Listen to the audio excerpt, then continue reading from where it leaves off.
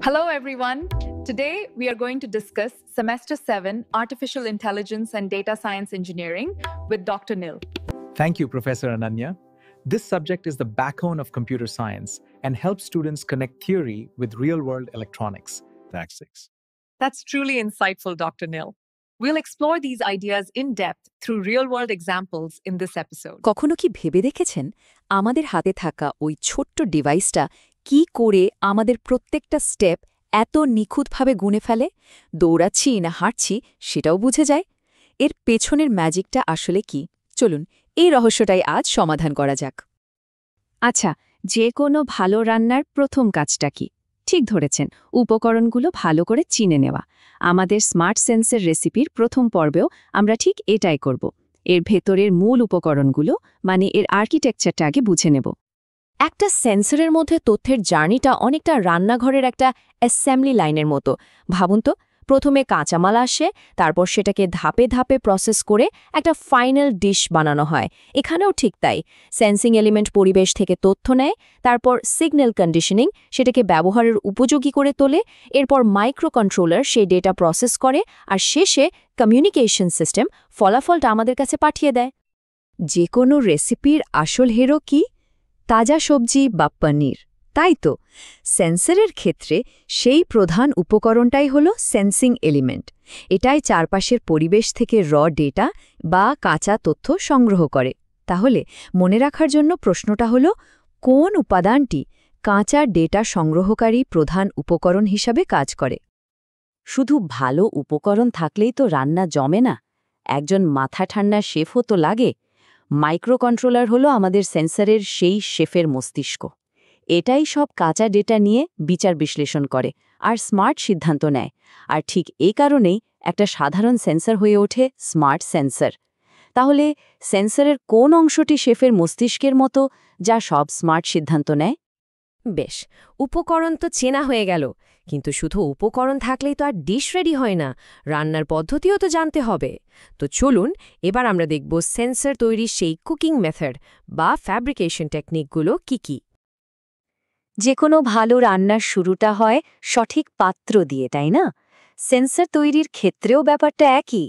প্রথম ধাপে এর ভিত অর্থাৎ ইলেকট্রিক্যাল পাথ বা ইলেকট্রোড তৈরি করা হয়, যার উপর বাকি সব কিছু বানানো হবে। এই প্যান বা ইলেকট্রোড বানানোর দুটো বেশ জনপ্রিয় উপায় আছে।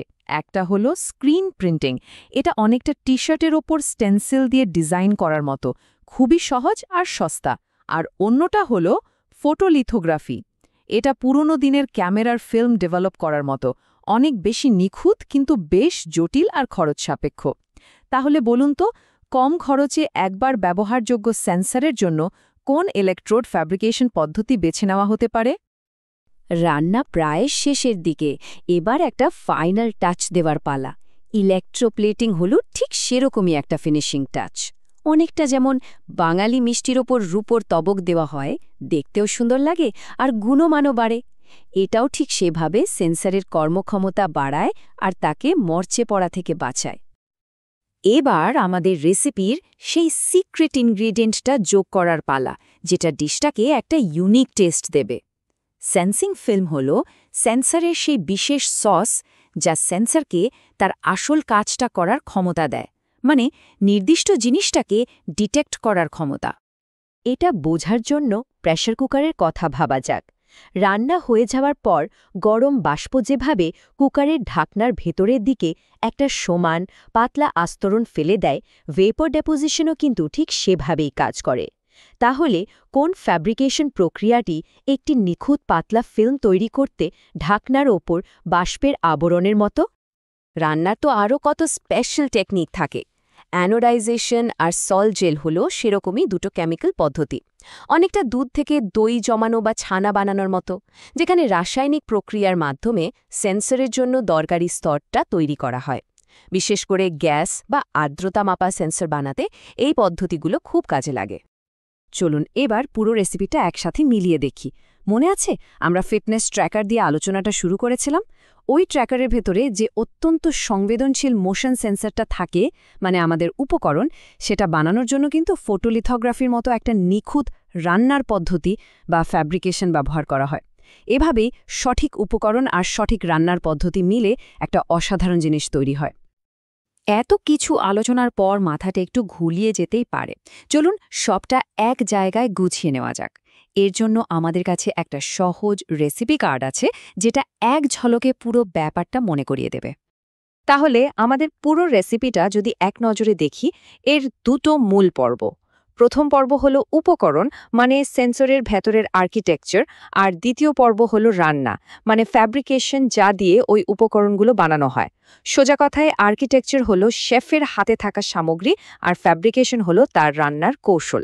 আশা করি এই উপমাটা মনে রাখতে খুব সাহায্য করবে। তাহলে আজকের আলোচনার মূল টেকঅ্যাওয়ে কি? দেখুন, শুধু টেকনোলজি ব্যবহার করাটাই বড় কথা নয়, বরং সেটা কিভাবে তৈরি হয় সেই রেসিপিটা জানাটাই আসল।